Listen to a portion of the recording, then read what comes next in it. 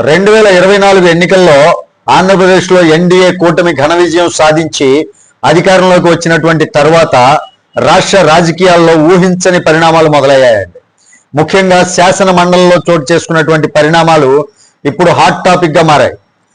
ఎందుకంటే వైఎస్ఆర్ కాంగ్రెస్ పార్టీ తరపున ఎన్నికైనటువంటి పలువురు ఎమ్మెల్సీలు వరుసగా రాజీనామాలు చేయడం, కానీ ఆ రాజీనామాలు నెలలు గడిచినా ఆమోదం పొందకపోవడం పెద్ద చర్చకు దారితీసిందండి.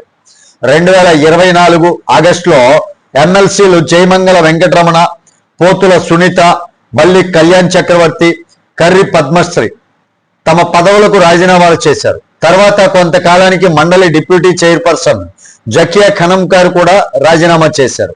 అనంతరం గత మార్చిలో మరి రాజశేఖర్ గారు కూడా రాజీనామా చేశారు. వీరంతా కూడా వైఎస్ఆర్ కాంగ్రెస్ పార్టీ తరపున ఎన్నికైనటువంటి వారే.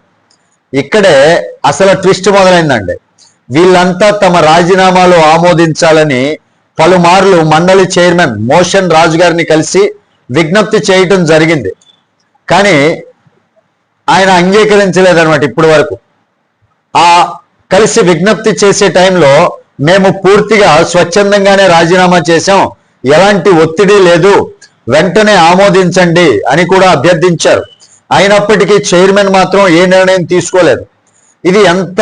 ఇది ఎందుకు అంత పెద్ద నిర్ణయం అయిందంటే, సాధారణంగా ఒక సభ్యుడు రాజీనామా చేస్తే ఆ రాజీనామా ఫార్మాట్ కనుక సరిగా ఉంటే, అలాగే ఒత్తిడి లేకుండా స్వచ్ఛందంగా చేశారని స్పీకర్ లేదా చైర్మన్ నిర్ధారణకు వస్తే వెంటనే ఆమోదించడం అనేది సంప్రదాయం అండి. కానీ ఇక్కడ నెలలు గడిచినా కూడా ఫైల్ పెండింగ్ లో ఉండటం రాజకీయ చర్చకు దారితీసింది. ఇప్పుడు అసలు రాజకీయ లెక్క ఏంటంటే, ఆంధ్రప్రదేశ్ శాసన మండలిలో ఇంకా వైఎస్ఆర్ కాంగ్రెస్ పార్టీకు మెజారిటీ సభ్యులు ఉన్నారు. చైర్మన్ మోషన్ రాజు కూడా వైసీపీ నుంచే ఎమ్మెల్సీగా ఎన్నికయ్యారు. గవర్నర్ కోటాలో ఆయన పేరు అప్పటి వైఎస్ జగన్మోహన్ రెడ్డి గారు ప్రభుత్వం ప్రతిపాదించింది. అందుకే ఈ రాజీనామాలపై జాప్యం వెనుక సంఖ్యాబలం, రాజకీయాలు ఉన్నాయా అన్న అనుమానాలు కూడా మొదలయ్యాయి. మోషన్ రాజు పశ్చిమ గోదావరి జిల్లాకు చెందినటువంటి సీనియర్ నాయకుడు అండి. గతంలో కాంగ్రెస్ పార్టీలో పనిచేశారు. ఆ సమయంలో వైఎస్ రాజశేఖర్ రెడ్డికి సన్నిహితుడిగా ఉండేవారు ఈ మోషన్ రాజు గారు. వైఎస్ గారి మరణం తర్వాత వైఎస్ఆర్ కాంగ్రెస్ పార్టీలో చేరి తర్వాత ఎమ్మెల్సీగా, అనంతరం మండలి చైర్మన్ గా ఎదిగారు. ఇప్పుడు మరో కీలక మలుపు ఏంటంటే, వైసీపీ శాసన మండలి నేత బొత్స సత్యనారాయణ చైర్మన్ కు ఫిర్యాదు చేశారని సమాచారం అండి. ఈ రాజీనామాల వెనక వేరే పార్టీల ఒత్తిడి ఉందని ఆయన పేర్కొన్నట్లుగా, అంటే బొత్స సత్యనారాయణ గారు కంప్లైంట్ చేసినట్లుగా ప్రచారం జరిగింది. ఈ ఫిర్యాదు అందగానే జయమంగళ వెంకటరమణను విచారించినటువంటి చైర్మన్ ఆయన ఇచ్చినటువంటి వివరణతో పూర్తిగా సంతృప్తి చెందలేదని, అందుకే ఆయన రాజీనామాను తిరస్కరించినట్లుగా తెలుస్తోంది. అయితే జయమంగళ వెంకటరమణ ఇక్కడ ఆగలేదు. చాలాసార్లు అడిగిన నిర్ణయం తీసుకోకపోవడంతో ఆయన ఆంధ్రప్రదేశ్ హైకోర్టును ఆశ్రయించారు. చైర్మన్ తరపున కౌంటర్ అఫిడవిట్ కూడా దాఖలు కాకపోవడంతో కోర్టు అసంతృప్తి వ్యక్తం చేసింది.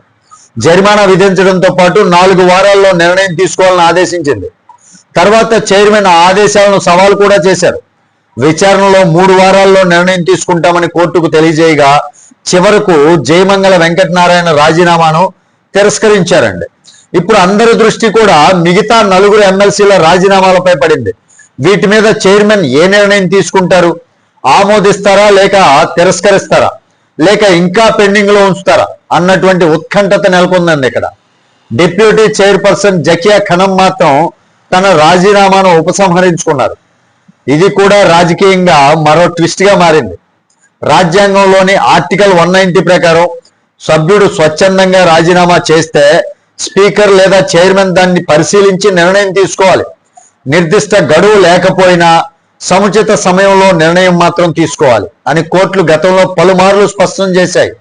అంటే చైర్మన్ కు పూర్తి అధికారాలు ఉన్నాయి, కానీ అంతులేని ఆలస్యం చేయడానికి మాత్రం కాదండి. ఇదే ఇప్పుడు పెద్ద ప్రశ్నగా మారుతుంది.